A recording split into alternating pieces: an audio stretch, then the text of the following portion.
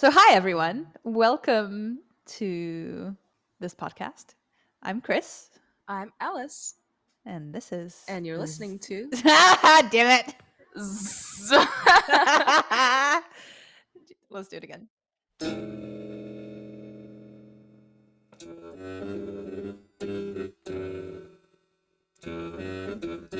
In the times of brick phones, Tamagotchis, and curtain bangs, the 90s kids cried out for a badass. She was Xena, the warrior princess. The kicks, the moves, the nostalgia, the queerness. Xena made us gay. Anyway, welcome everyone. I'm Kris, And I'm Alice. and you're listening to. Xena made me gay. Fantastic. We made it work. All right. All right.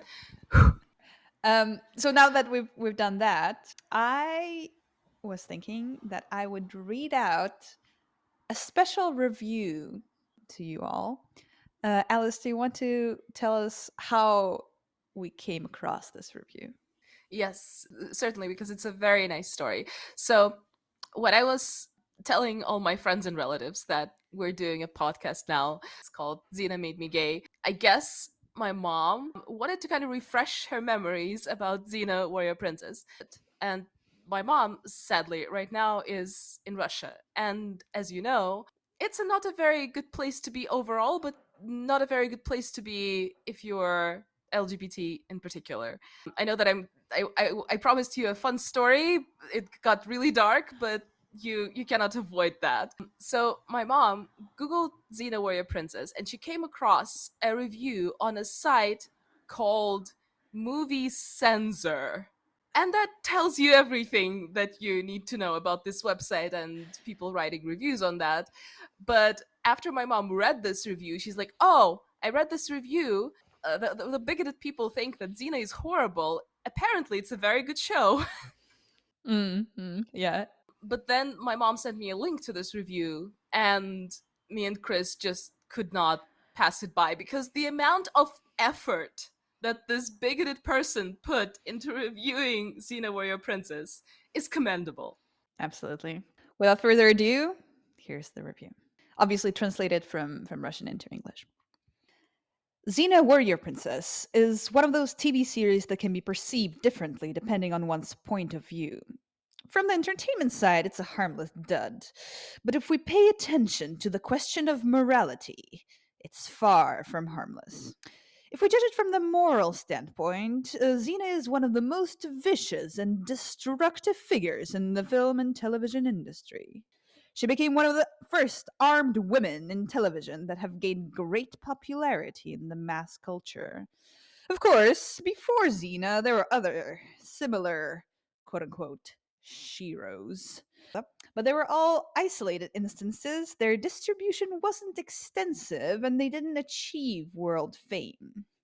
There were some that got their share of fame, such as Wonder Woman on TV in the late 70s and Red Sonja on the big screen in the mid 80s.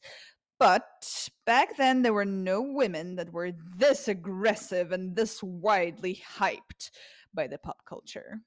Xena became an active participant in the notorious amoral tendency of being half naked and cool, which rapidly started gaining steam in the late 90s and early 2000s. It is largely because of Xena's global popularity, which was strongly aided by the beginning of the internet era, that later the so called quote unquote strong female characters mushroomed and at this point are countless in film and television. From the top of her head to the tips of her toes, Xena is the embodiment of the feminist figure. A fully independent and self sufficient female specimen who's not in need of help from the stronger sex.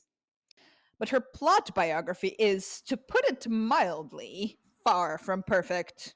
In fact, it's the opposite. Xena is a former criminal, responsible for the deaths of thousands of people. a sort of fascist and sadist of the ancient world. Her criminal path would have continued, if not for Hercules, thanks for whom she had mended her ways, all without ever being punished for her evil deeds. Apparently, one can commit crimes, be a killer, and spill blood, and then all of a sudden turn the page on that, avoid punishment, and get a fresh start, and immediately sign up for protecting the weak to atone for one's sins. It's not hard to imagine what chaos and lawlessness would reign in any society that would let such a thing happen. And one cannot excuse this by saying, oh, it's just a fantasy genre. Here, the message of the TV series is amoral and criminal in its very essence. Xena had acquired all of her fighting skills during the period of her life when she indiscriminately killed innocent people. After joining, quote unquote, the good ones, she started using those for protecting those very innocent people. The level of violence in the series increases from a more or less moderate one to a very significant one later, and is off the charts in the last seasons when Xena is joined in her fighting by her girlfriend lover, Gabrielle. And they fight in clothing that cannot withstand any criticism. Regardless of the plot or weather, they are always dressed, or rather, undressed, as if they're perpetually in the July heat. Two half naked chicks enter into battle with tens, often hundreds, and sometimes even thousands of dudes, and they emerge victorious. We are led to believe that if a woman chops up and throws around the representatives of the stronger sex left and right, does all the men's work better than the men themselves, and moreover, does it all almost naked. That's how it should be. But everyone knows very well that could never happen in reality. Male characters in Xena can be clearly divided into two categories. The overwhelming majority is portrayed as overtly weak and incapable of defending either others or even themselves. The most striking example is the hapless wannabe warrior Joxer, who often accompanies the warrior women, and the other men are powerful villains. For example, the god of war Ares and Gaius Julius Caesar. In fact, the very reason Xena and Gabrielle fight for a better world with their bare arms and legs is that nobody else except for them is capable of it. A better world here is, of course, understood as bringing the pervert. A better world. Shut up. A better world here is, of course, understood as bringing the perverse ideas peddled by the show creators to life. One of the producers, Lise Friedman, is an open lesbian. And the relationship between Xena and Gabrielle develops from a friendship in the earlier seasons to an openly romantic relationship in the later ones. They exchange kisses. They often bathe together. One gets the impression that the only thing keeping the showrunners from including sex scenes is solely the fact that such perversions would not be allowed on screen in the 90s. But it wasn't because of moral convictions, but because of the fear of losing the sponsors and the viewers. As even in America, most of them had mixed feelings about the propaganda of lesbianism and pederasty. As an example, the jewelry company De Beers became the sponsor of the 18th episode of the third season. So the producer Rob Tappert wanted to arrange it so that Gabrielle gave Xena a wedding ring. Director Josh Becker later said that it was this episode that was planned as a quote-unquote coming out episode, from which the audience would learn that Xena and Gabrielle were lesbians. Tappert wanted to film a scene where these shameless girls make love in the dark. But this was not done because Universal didn't allow it. The show's fans can be divided into three main categories. Some consider the main characters to be openly lesbian. Others claim that they are bisexual, citing the fact that they also have relationships with men. The third group believes that they were just friends. The first two groups are noticeably dominant, especially in the West. Already in the late 90s, during the show's filming, lesbians and pederasts made Xena their favorite. And nowadays, she's a veritable icon of lesbianism. The show has a solid reputation of being one of the pioneers of the advancement of same sex perversions. Many gay pride parades often feature participants dressed as Xena and Gabrielle. And in reality, the actresses Lucy Lawless, Xena, and Renee O'Connor, Gabrielle, currently actively support the notorious LGBT movement and are supporters of numerous organizations of pederasts and lesbians. It's easy to imagine that if Hollywood were to make a contemporary remake of Xena, there would be nothing to stop the showrunners from creating blatant, naked, lesbian porn. General conclusion.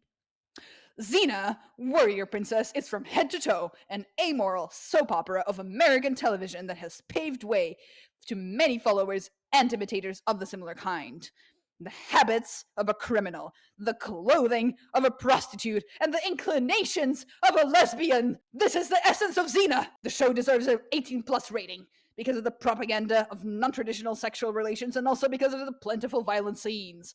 But I, personally, am firmly in support of the strictest measures against such poison and am convinced that this Xena should be fully banned, at least on widely accessible TV and blocked on websites. It is my sincere wish that you don't buy the seemingly prettily wrapped box that contains completely rotten content. Applause. Thank you so much for this passionate reading. It did justice for this thoughtful article where its author, very rightfully so, says that notorious lesbians have Xena as an icon, thus our show. Hello, hello. It's us. Hi. Yeah, I mean, no, really, like I'm grateful to this person. I didn't know, for example, the De Beers debacle with the ring. Neither did I. That is an interesting trivia fact. Yes, thank you. We should look into it. Absolutely. Episode 18 of season 3. Watch out. It's going to be so soon. Yeah. Only yeah. like 5 years later. All right. So now that we're all energized by this lovely review, let's move on to the episode. And the episode's name is The Path Not Taken. Quite a mysterious title. It's not like Chariots of War, where it's like, oh, it's about war and they're using chariots. I think I know what's coming. Yes, whereas here it's The Path Not Taken. Who knows what it's about? Mm-hmm. We'll find out. We'll find out. So we open with a young couple, Romeo and Juliet.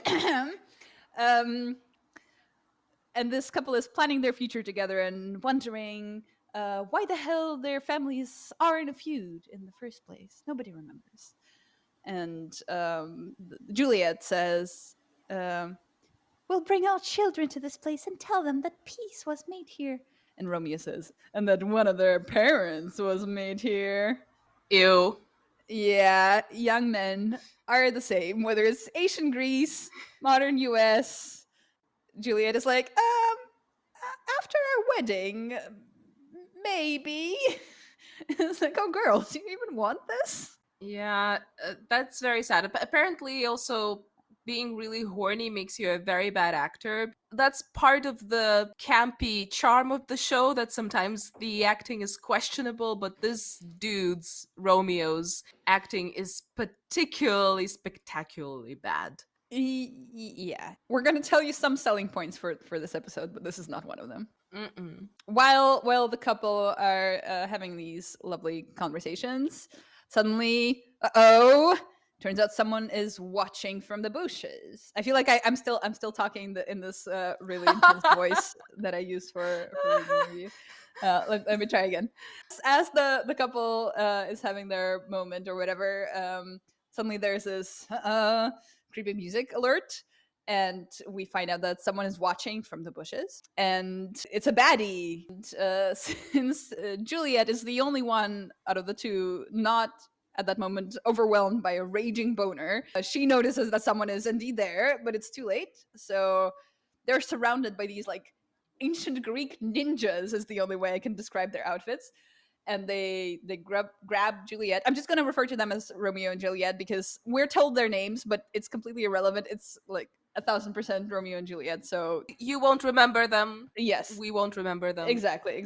So they grab Juliet and take her away somewhere, and Romeo, who clearly knows absolute jack shit about fighting, gets knocked out immediately. After that, we get back to Xena and Gabrielle, and Gabrielle is just happy about them living an adventurous life, which I don't know. It's good for her, because it's nice that we see her making these choices for herself from the get-go. We don't get these like first 10 episodes where she's struggling to figure out what she actually wants and whether it's right for her, or maybe it's not right for her. Oh, but I don't know. First episode, she makes a decision. She's like, hell yes, correct decision. That's what we get. And actually both Xena and Gabrielle come to us with like their minds made up about what kind of life they want. Like broadly speaking, of course they have some doubts about certain things, but broadly speaking, they're really set. And what we get to see is just like them pursuing the life that they believe is right for them, which is, yeah, it's really nice. Yeah, that I liked, but kind of struck me that Gabrielle was sort of composing her version of ancient inspo porn. That's the only way I can call it, because she says, if curiosity is food of life, then adventure is the meal.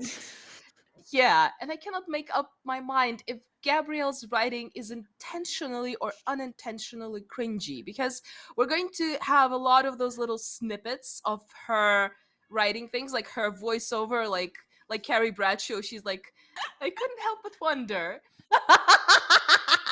killing 10 ruffians in the morning, is that the sign that we're going to meet the loves of our lives, or that the love of my life is actually the one killing the ruffians? Something like that.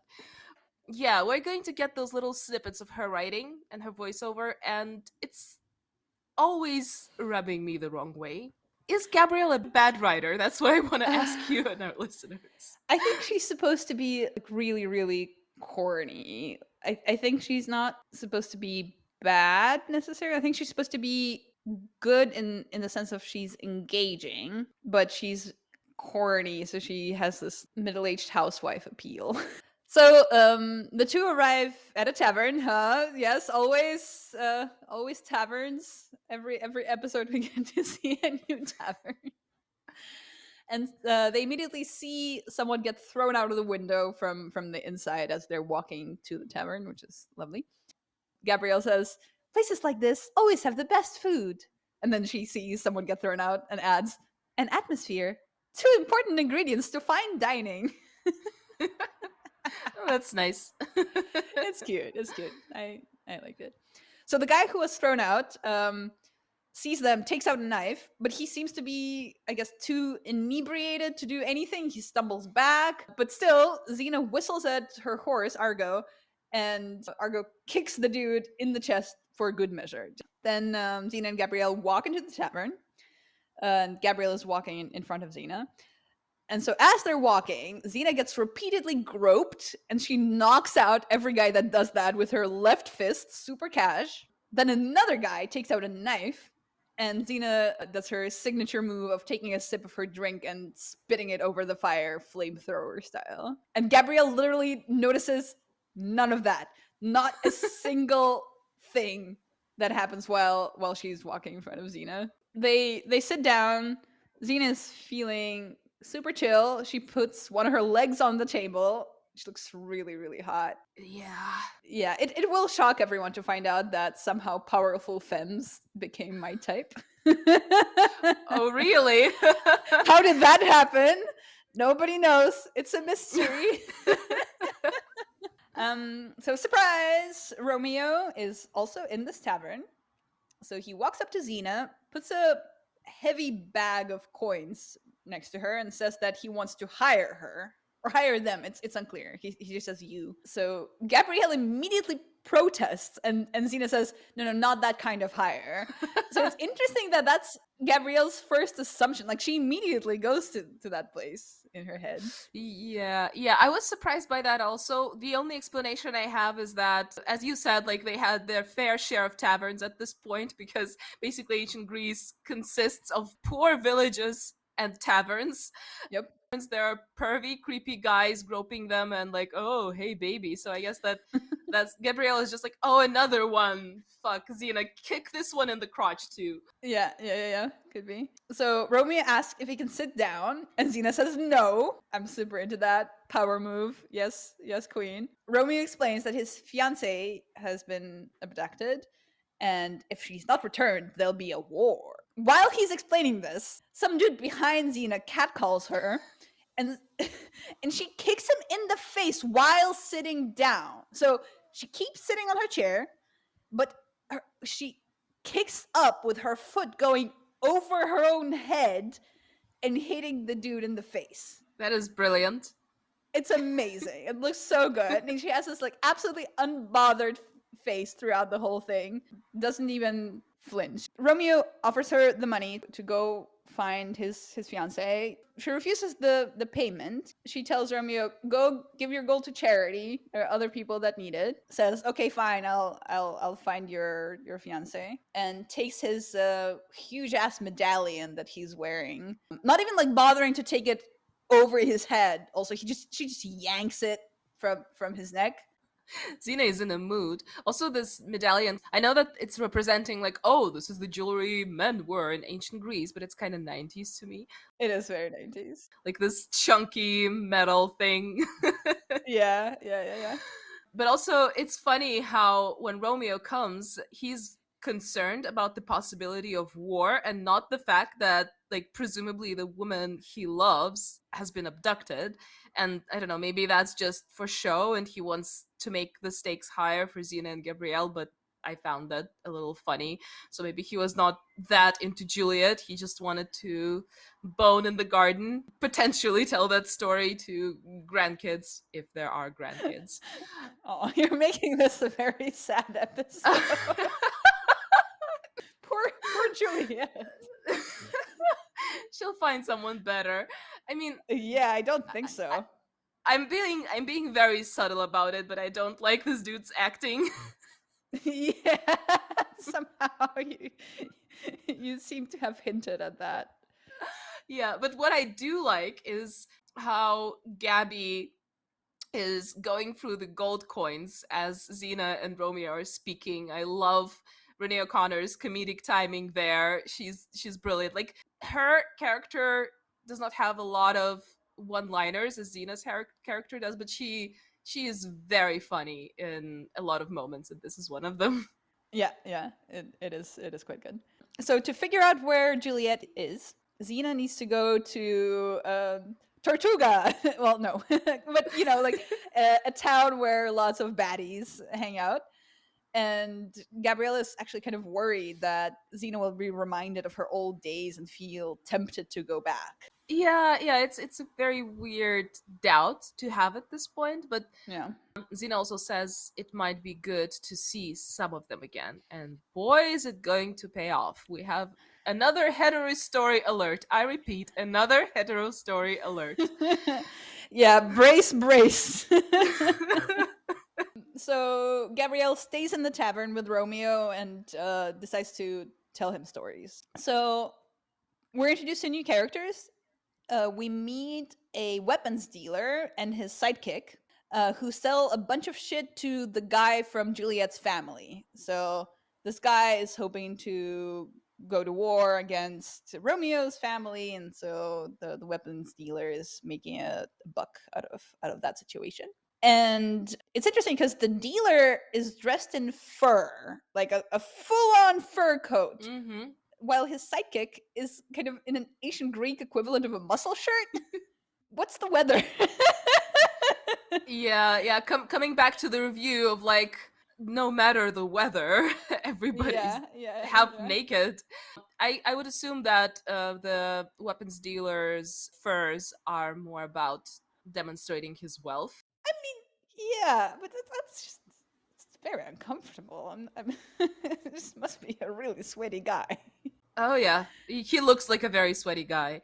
The sweaty guy also says that he knows what it's like to lose a loved one, and I assumed that it was some kind of a like setup, and that later we'll find Yeah. out that I don't know, Xena killed his whatever brother, sister, dog, nanny, something, you know? Maybe the writers like thought about that and then changed their mind, and they forgot to like take out this initial planting. Yeah, because he's very convincing when he's delivering that line. Because usually when Mm. baddies lie, they're like, "Oh, I know what it's like to lose a loved one." Wink, wink to the camera. But here, he was pretty convincing. It's like one of the most genuine sounding things that he says in this episode. So we also in that scene find out that the princess was brought in to the arms dealer that morning. So he's the one who created this whole mess, and he's the one profiting from it. Something that has not happened in history of the world at all at any Of point. course, no. Yeah. So we then see yet another tavern. And in this tavern, this is like a more raunchy tavern. This is like they're Hooters. Because the waitress was really, boobalicious.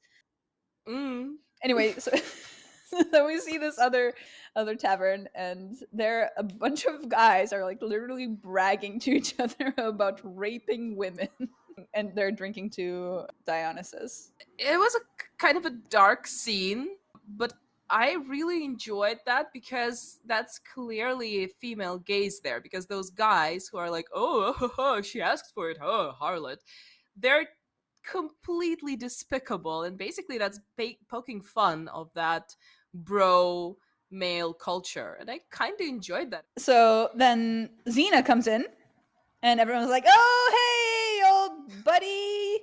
And they all welcome her and ask her what the fuck she's been up to. And she explains that she's been doing like nice things lately, but it's all part of her evil plan to gain the trust of the common people. And everyone buys it. Like it sounds so dumb, and everyone's like, "Oh, cool. Okay, let's go hang out." Yeah, but this is the whole dynamic of this episode, this dichotomy of good and evil, because, I mean, in the real world, and even in some fictional stories, usually evil people are like, not like, "Oh, I'm evil. Hi, my name is Sam. I'm evil. I'm into evil. I'm evil. What are you?"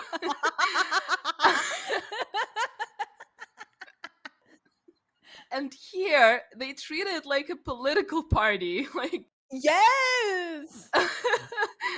I mean, she has to justify her making some good deeds, but she's like, but deep down inside, I'm still a Republican. I mean, I'm evil.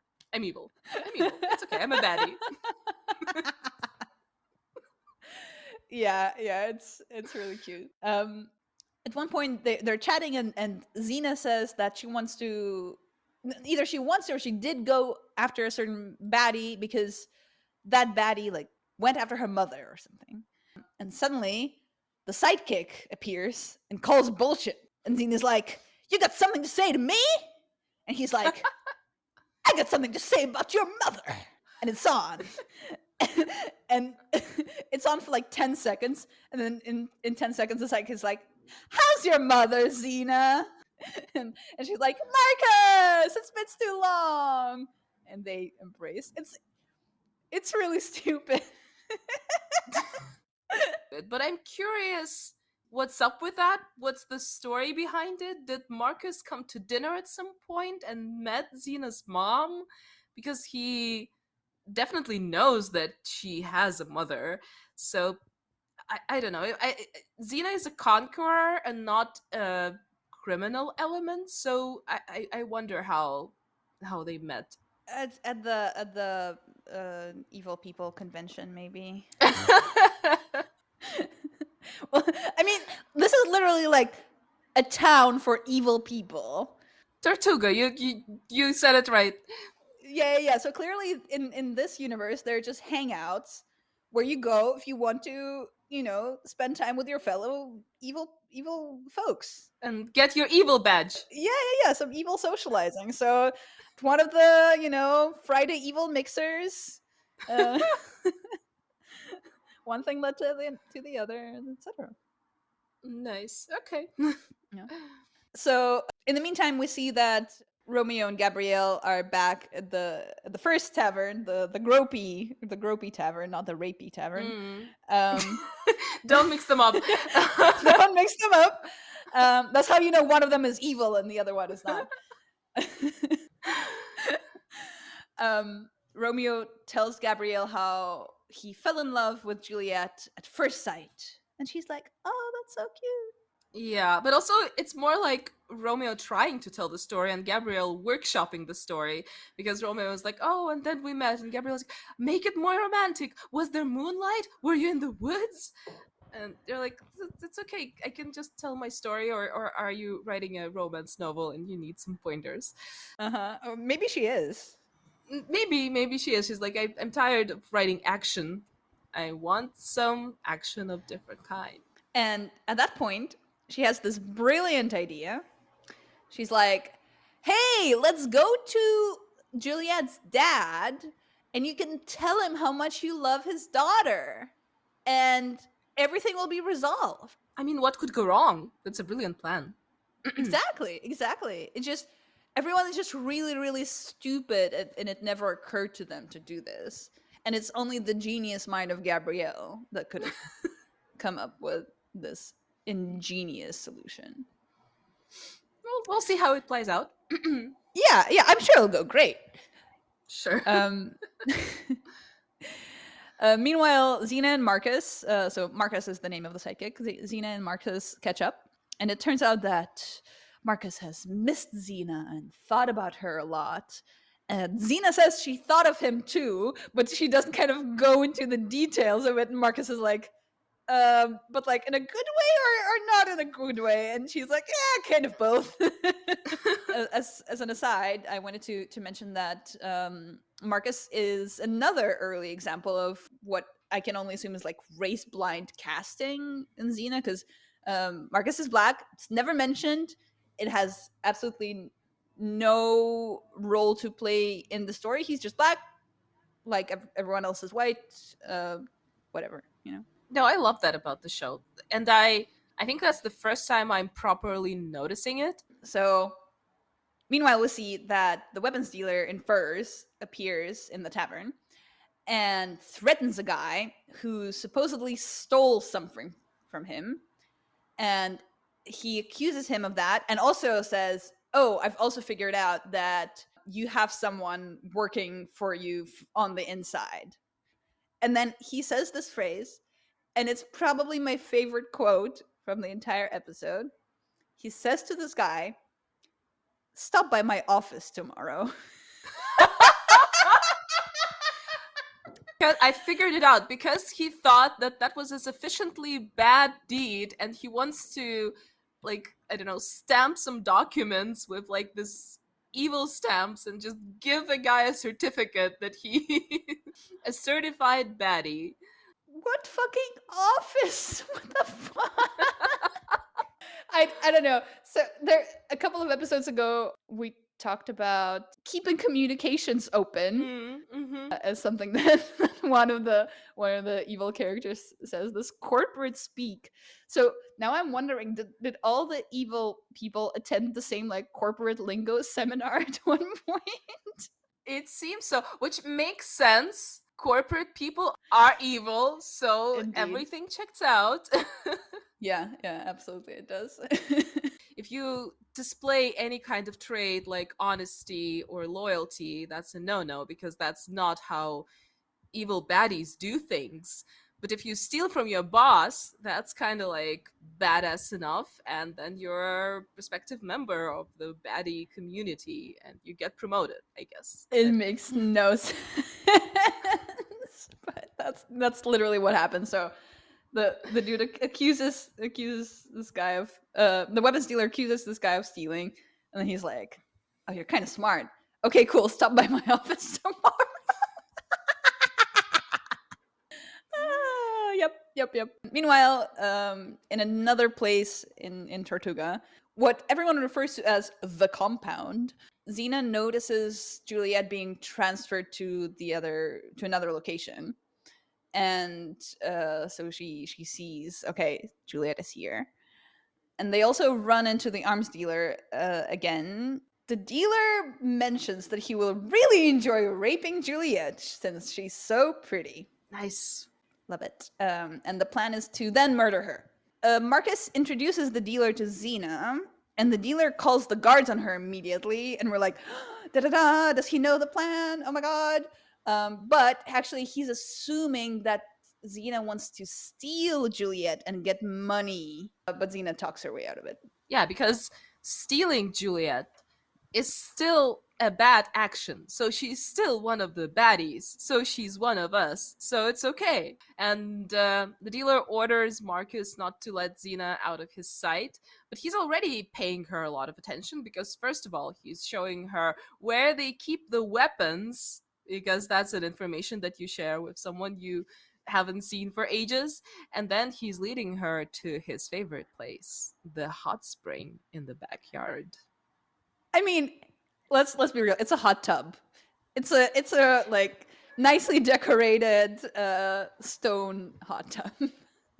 Yeah, but somehow he says that it heats the entire castle. So Yes. there is a hot spring somewhere. Meanwhile, Gabrielle and Romeo are on the way to Juliet's dad to just have a nice chat, which, of course, is definitely going to happen. And Gabrielle tries to convince Romeo that since he's sensitive, then Juliet must be special. And in turn, since Juliet is special, then her father must also be special and reasonable. Like, nope. That's extremely not how things work. Oh my god. And the two get arrested by the father's guards like a minute later. Yeah, solid logic there, Gabrielle. Meanwhile, Marcus indeed shows Xena his hot tub. He's like, let's fuck. Remember how we used to fuck? And that was nice. And Xena kind of considers it, but then again, through a little window, which is like, there's a window? Through a little window, sees Juliet being dragged somewhere, and so she kind of cock blocks Marcus and says, let's fuck later. Yeah, and there's a dialogue also that made me cringe a little bit. Marcus says, "You are even more beautiful than I remember." And Xena's like, "What do you remember?" And he's like, "Everything. Every sound, every touch, every smell. Ew!" This line rubs me the wrong way. It's not that I'm completely against side romances that are going to happen a lot in season one, but for some reason, I don't feel the chemistry between those two at all. I like Marcus's character separately, but when they're trying to do sexy times with Xena, I'm like, make it stop. Yeah. It.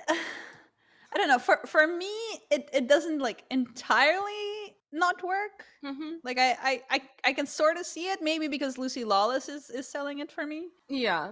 With her acting, but yeah, of course it's not my favorite part, which will shock you, a listener of a podcast called Xena Made Me Gay. And the two hosts of the show are not the biggest fans of the hetero pairings we're being presented with. Yeah. Trigger warning, hetero propaganda. Aw. So Xena again runs into the arms dealer. They're just like constantly going to the same place. Mm-hmm. And kind of she senses that he's about to go do some raping. And so she tells him, "Oh, I want to speak to you right now, immediately." He's like, "Maybe later." And she's like, "Nope. It needs to happen right now. Let's go. I'm ready. Let's talk." He says yes, which is interesting. And Xena offers him some advice, and she makes him an offer. And she says that a war is about to break out, and the war would be over too quickly because one of the sides is much stronger than the other. But she says that she can extend it indefinitely by having her army first fight for one side and then for the other. The weapon dealer says, no thanks. Then Xena's like, but here's my advice. Juliet is worth more alive than dead. And dude's like, oh wow. Haven't thought of that. What an original thought. Mind blown. And Xena's like, okay, well, since I've given you this incredible advice, give my army all of the arms that they want, and also half of all of your profits. And he's like, yeah, cool, deal. I, I don't get it, but sure, this is literally what happens. No, I have a theory about that. Oh, yes, tell me. When I saw the scene, I actually enjoyed that Xena was not like, I want, I don't know, like 25%. She's like, no, give me half. And I think the fact that Xena asks for so much makes her a convincing villain, a convincing baddie. And he's like, hell yeah, she means business. I like her. Yeah. So I think that they have this sort of almost a BDSM dynamic with the dude, because he kind of wants to show that he's this big man to Xena, and she sometimes indulges him, but ultimately Xena takes advantage of him, and he kind of likes that. Yeah, it's true. She has this really flirty but also very confident manner of negotiating. Like it really tickles him in the right spots. Absolutely. She's being a financial dominatrix right now. And he's into it. He is into it. So as they're talking, suddenly there's commotion, and we see that Juliet is threatening to jump off her balcony. Yes, really. Juliet is on the balcony, and she's threatening to jump. And she also has a knife. But it looks like it's like maybe second floor, so it's just not that much of a threat. Like, okay, if she's gonna jump, like maybe she's gonna break her like leg. Anyway, so the arms dealer is about to shoot Juliet down with a bow and arrow, but Xena offers up to go up and talk to the girl, reminding the dude what she said like 2 minutes ago about how Juliet is worth more alive. I guess it just doesn't compute in his brain. It's like, leaving someone alive? What? No. How do you do that? That's not what we do in the baddie community. And then he turns to Marcus and he's like, this Xena, she's a strange woman. I like her energy. He is totally in love by now. That's so cute. I like her energy. So this is still a long way to go, but at one point Xena is gonna get extremely new agey. Mm-hmm. So like energies and auras. Yes, and all of that is gonna come crashing down hard on all of us. This is like just a slight sprinkling of it, but a waterfall is coming. I think it's around season 4, so yeah, it's a long way to go. Yeah. But I remember there is being a bunch of new agey stuff borrowed from Hinduism. Oh yeah. And at the end of one of the episodes, they're like, if you want to know more about Hinduism, visit this and this website. Really? I even think that the actresses Lucy Lawless and Renee O'Connor were just speaking to the camera and saying, like, if you want to know more about Hinduism, visit this certain website. Oh wow. I remember it distinctly. Oh my god. So we're in for a treat. Yeah. Damn, that's so weird. That must have gone over my head as a little kid, and maybe I haven't rewatched that episode as an adult. Wow. Cool. Yep. So Xena gets to Juliet on the balcony, and Xena tells her that both slitting her own throat and jumping from the balcony is literally overkill. I don't know whether this was like an intentional wordplay moment, but I was like, oh my god, you just didn't. They went there. Nope, they went there. Then Xena shows the girl Romeo's chunky medallion, and Juliet is like, oh my god! And in this moment, Xena grabs Juliet and takes her off the ledge. Then Xena tells Juliet to meet her at the hot tub at night, which I mean, that sounds like a nice offer to me. I'll make that deal. That would be such a plot twist. Bet that someone wrote a fanfic about it. Xena, Warrior Princess, episode 5. What happens in the hot tub? Stays in the hot tub. Love it. So then Xena tells the weapons dealer that Juliet is gonna lose half her value if the dude rapes her, and he kind of considers the advice. That's the 3rd time she's telling him that. So he considers that, and then he threatens Marcus and tells him not to let his dick overcome his loyalty to the boss, because obviously the dealer can tell that there's something fishy going on. Yeah, something going on between Xena and Marcus. Yeah, it's interesting because this whole time, from the very first time they meet, the dealer is suspicious of Xena, but also he admires her, and he kind of lets her get away with basically everything she does. And it's interesting that at the beginning he has this monologue about him being too smart for anyone to double cross him.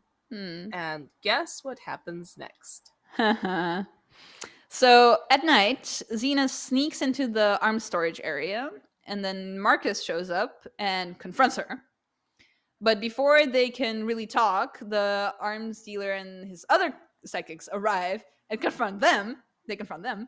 And Marcus and Xena explain that they're just checking out the goods, and the dealer and his goons buy it. Yeah, and Xena continues to play a very convincing, money-hungry baddie. She is actually very believable. The arms dealer, once again, loves their power dynamic because Xena tells him what he wants to hear. She says that she doesn't mind him being in charge as long as they get equal pay. And she's very sexy when she says equal pay. So then the dealer and his goons leave, and Marcus asks Xena whether she was going to steal weapons, and reveals that he's the one that's been helping this guy that's coming to the office tomorrow to steal the shit from the arms dealer. Then he proceeds to show her exactly how he does it. Like, this is the first thing I do, and this is the second thing I do, and this is my spreadsheet. You know? This is my business plan. Yeah. But he also like shows her the well that he uses to smuggle things in and out, etc.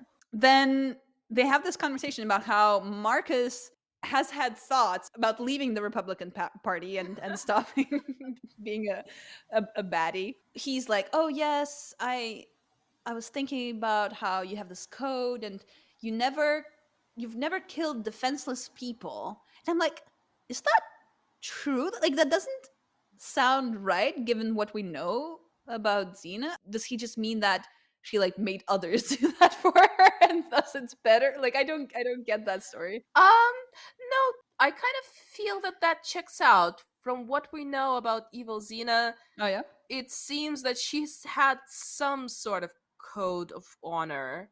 We know how it started.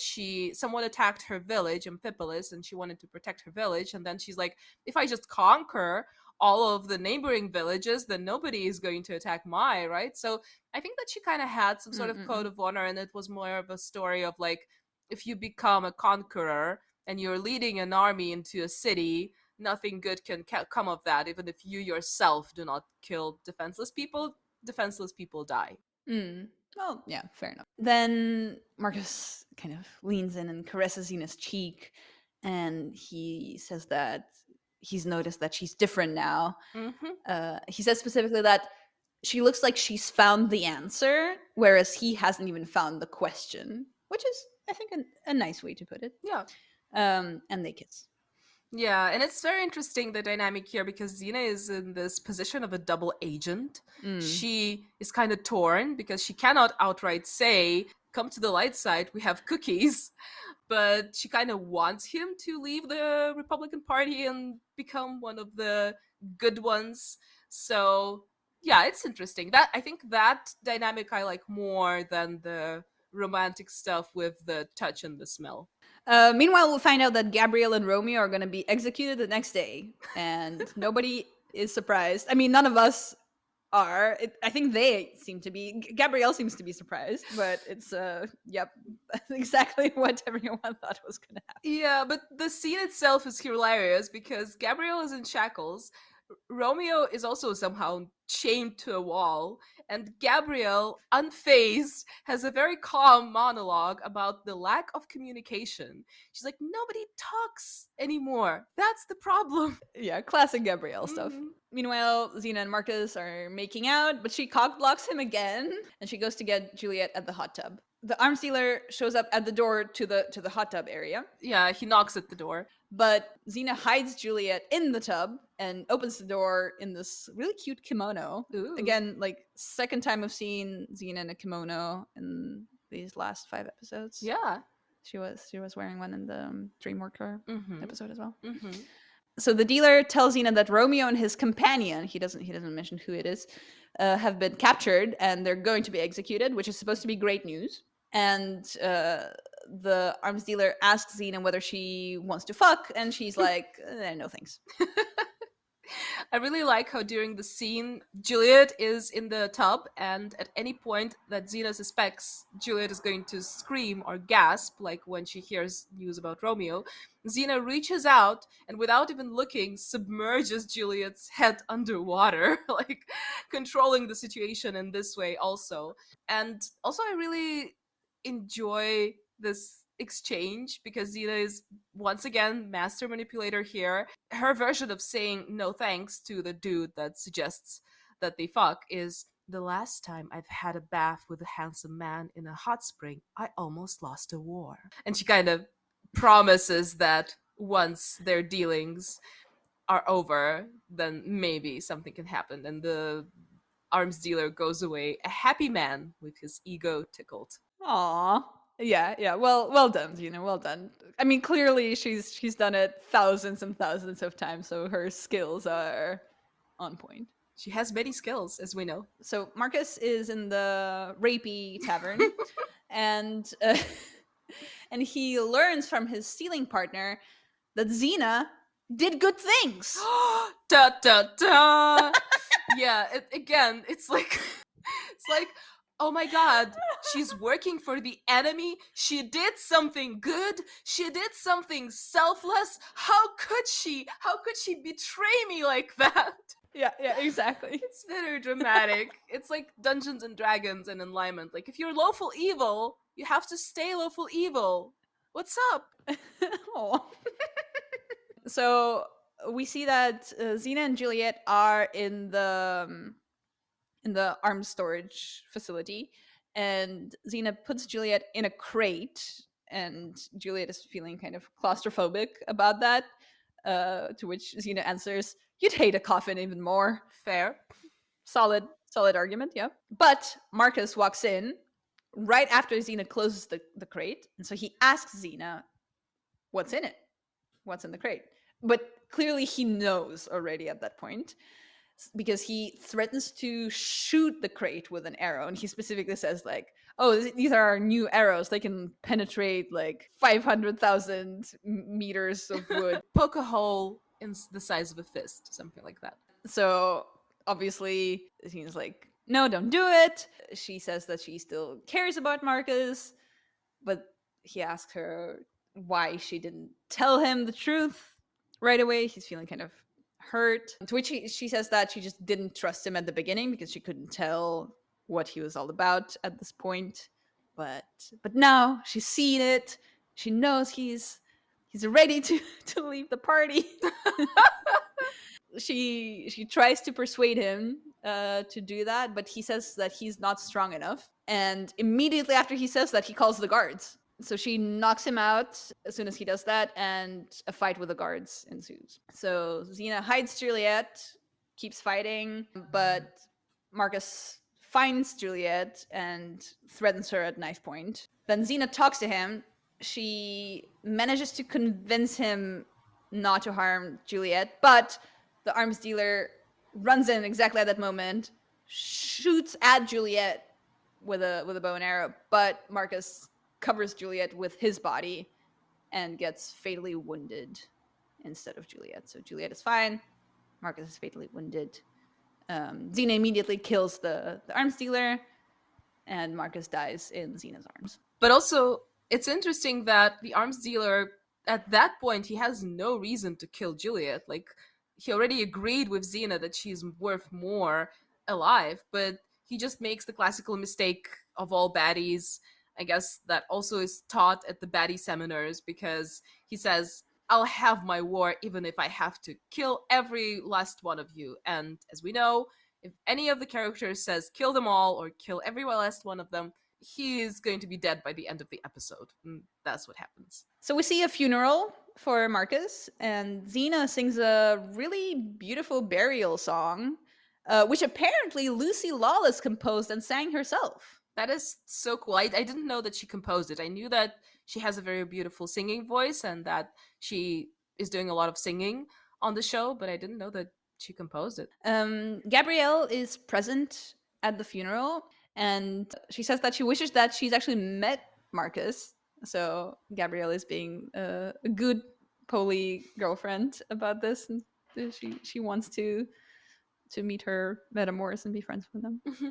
And the episode ends with Xena repeating over and over that Marcus was her friend, which is an interesting choice. Yeah, I mean, Xena has a tendency of calling her loved ones friends. We know another gal that also she says that, you're my best friend, my best buddy, and I want to live with you forever. So I don't know if that is communication issues, that is emotional unavailability. What's up with that, Xena? Yeah. Unclear at this point. Mm-hmm. So, how many chakrams do we give this episode? I would say for me it's a solid 5. Not the best, has some nice dialogues. The main storyline is a little jumbled for me and basically consists of us running into the arms dealer 10,000 times near the hot springs. But on the other hand, I really enjoyed this financial dominatrix dynamic with the arms dealer. So for me, it's a 5. Interesting. I think so far it's the most serious episode that we've covered.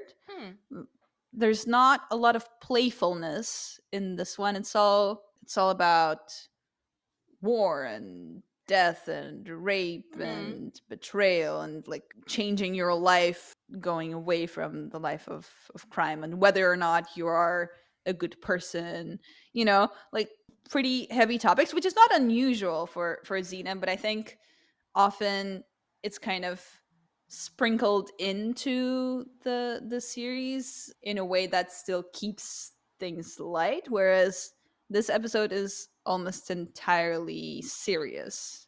That being said, I don't feel like it's bad, and I was less bothered both by the Xena Marcus relationship and I think by Romeo's acting than you were.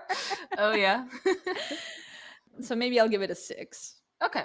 I wanted to say an average is 5.5. Yeah, we don't have to average it out. We can just keep it. Have our own opinions in case when we come to the musical Yeah. episode, I'll give it a 10 and you'll give it a 2. Aww. Something like that. Yeah, exactly. All right. You say this has been, Mm-hmm. and I say we'll see you next time for. Okay.